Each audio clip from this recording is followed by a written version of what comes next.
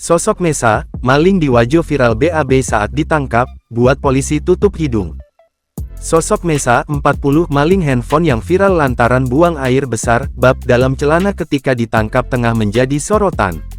Diketahui, polisi mengamankan Mesa di Sakoli, Kecamatan Sajoangin, Wajo pada Rabu tanggal 24 Juli tahun 2024. Mesa merupakan pelaku pencuri handphone sesuai laporan nomor LPB 7 Fil 2024 SPKT Polsek Maniang Pajok Polres Wajo Polda Sulsel, tanggal 24 Juli tahun 2024. Pelaku pencurian handphone itu yang kami amankan. Dia bab di celana saat anggota akan bawa ke posko Resmob Polres Wajo, ujar Kasat Reskrim Polres Wajo Ibtu Alvin Aji Kurniawan.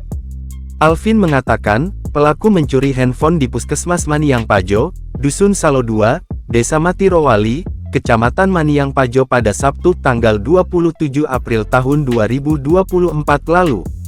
Dia melaksanakan aksinya pada pukul 2 WITA dini hari.